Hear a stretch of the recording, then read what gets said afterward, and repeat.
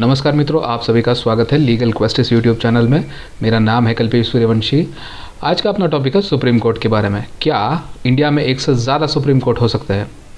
आपने कई बार सुना होगा कि सुप्रीम कोर्ट ने ये डिसीजन दिया, वो डिसीजन दिया। सुप्रीम कोर्ट कई बार न्यूज़ में भी रहता है। तो सुप्रीम कोर्ट कितना है इंडिया में? सुप्रीम कोर्ट है कितने? तो आज की डेट में सुप्रीम कोर्ट एक ही है इंडिया में, वो दिल्ली में है। तो ये जो सुप्रीम कोर्ट है, इसको छोड़ के और भी सुप्रीम कोर्ट इंडिया में हो सकते हैं क्या?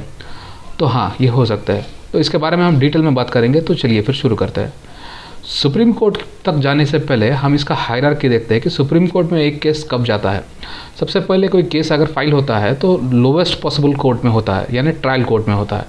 ट्रायल कोर्ट यानी क्या? अगर आपका मैटर सिविल मैटर है तो वो सबसे पहले सिविल जज जूनियर डिवीज़न, सिविल जज सीनियर डिवीज़न या फिर डिस्ट्रिक्ट कोर्ट में जो भी उसका पेक्यूनियरी जुरिसडिक्शन आएगा सिविल प्रोसीजर कोर्ट के हिसाब से, वहाँ पे फाइल होगा। लेकिन अगर आपका क्रिमिनल मैटर है, समझिए अगर कोई क्रिमिनल मैटर आता है तो सीआरपीसी के हिसाब से जुडिशियल मैजिस्ट्रेट फर्स्ट क्लास या फिर उसके जो भी उसका क्लासिफिकेशन दिया है, वो आपका जो भी क्राइम है उसके हिसाब से उसकी हायरार्की सेट होती है। तो इसमें डिस्ट्रिक्ट कोर्ट भी आएगा। अगर आपने मर्डर किया है तो फर्स्ट इंस्टेंस डिस्ट्रिक्ट कोर्ट ही आएगा। उसको सेशंस कोर्ट, क्रिमिनल कोर्ट में हम सेशंस कोर्ट कहते हैं। लेकिन इसका मतलब ये नहीं है कि court of first instance high court नहीं हो सकता। फॉर इंस्टेंस अगर आप कोई रीट फाइल करते हो तो उसका court of first instance high court ही आएगा। इन सभी कोर्टों के ऊपर एक सुप्रीम कोर्ट होगा कि उसके ऊपर कोई दूसरा कोर्ट नहीं रहता। तो इस सुप्रीम कोर्ट से इन सब कोर्ट्स का प्रिंसिपल कोर्ट रहेगा, सबसे ऊपर रहेगा। तो सुप्रीम कोर्ट के बारे में आर्टिकल 130 में बात की गई है। तो यहाँ पे सीट ऑफ सुप्रीम कोर्ट के बारे में बात की गई है। तो supreme court shell sit in Delhi, तो दिल्ली में सुप्रीम कोर्ट की सीट होगी ऐसे बताया गया है, या और बताया गया है। और in any such other places, या फिर और कोई भी प्लेस में, यानी दिल्ली में ही रहेगा ऐसा कोई उसका कंपल्शन नहीं बताया गया है। और कोई भी प्लेस में as the chief justice of India may with the approval of the president, अगर प्रेसिडेंट के अप्रूवल से जो सीजीआई है, अपने चीफ जस्टिस ऑफ इंडिया है, उन्होंने अगर अपॉइंट किया है दूसरे कोर्ट्स को, तो वहाँ पे भी सुप्रीम कोर्ट हो सकता है। दिल्ली में ही रहना चाहिए, ऐसा कुछ बाइंडिंग नहीं है इंडियन कॉन्स्टिट्यूशन के हिसाब से। तो ये जो है, तो इसके बारे में सबसे पहले बात की गई थी 1984 में। जो लॉ कमीशन था, जो 10th लॉ कमीशन, उसकी 95th जो रिपोर्ट आई थी, उस रिपोर्ट में ऐसे कहा गया था कि सुप्रीम कोर्ट की 2 बेंच रहना चाहिए। एक जो कॉन्स्टिट्यूशनल मैटर्स देखे और दूसरी जो कि लीगल मैटर्स, यानी कॉन्स्टिट्यूशनल मैटर्स के अलावा जो भी रेगुलर अपील है, जो भी अदर अपील्स में आएगा, वो सब उसके बारे में देखेंगे। उसके बाद में 2009 में और एक बार इसी बारे में बात की गई थी, लेकिन 18th जो लॉ कमीशन रिपोर्ट थी उसमें 4 सुप्रीम कोर्ट्स के बारे में, यानी 4 कॉर्नर्स, इंडिया के जो 4 कॉर्नर्स है, यानी दिल्ली, मुंबई, कोलकाता और चेन्नई, ये साइड में बात की गई थी। तो क्या नीड है कि सुप्रीम कोर्ट जो इंडिया में फ़िलहाल एक है, उसको 4 सुप्रीम कोर्ट करने की क्या ज़रूरत है? तो लॉ कमीशन के हिसाब से अगर कोई बंदा सुप्रीम कोर्ट में, जिसको अगर हाई कोर्ट ने अगर कुछ एरर किया है जजमेंट में, अगर उसको फील होता है कि कुछ एरर है, उसको अगर सुप्रीम कोर्ट अप्रोच करना है, तो उसको जो एक्सपेंस करना पड़ेगा इसके लिए, सुप्रीम कोर्ट तक जाना आना, वहाँ पे कोई हायर करना, वहाँ पे जो भी स्टे करने के लिए उनको पे करना है, उसके लिए भी उसको एक्सपेंसेस बहुत लग जाएंगे।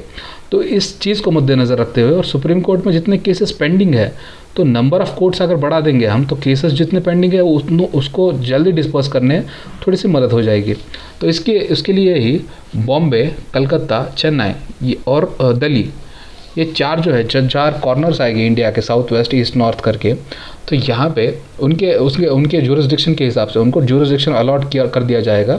उसके हिसाब से सुप्रीम कोर्ट काम करेगा। फॉर इंस्टेंस जैसा अपना हाई कोर्ट रहता है, अभी आपने महाराष्ट्र के बारे में अगर सुना होगा, महाराष्ट्र में एक हाई कोर्ट है, लेकिन उस हाई कोर्ट के बेंच है, जैसे कि औरंगाबाद बेंच या फिर नागपुर बेंच, वहाँ पे हाई कोर्ट ने उनको जो भी जुरिसडिक्शन दिया है, अभी समझो औरंगाबाद हाई कोर्ट है, तो उनके जो भी जुरिसडिक्शन आता है, ये तो बॉम्बे हाई कोर्ट का ही एक पार्ट है, लेकिन वो टिपिकल जो जुरिसडिक्शन आता है औरंगाबाद हाई कोर्ट का, उसके लिए वो औरंगाबाद हाई कोर्ट दिया है। वो जो नागपुर का जो जुरिसडिक्शन आता है, वहाँ पे नागपुर हाई कोर्ट दिया है।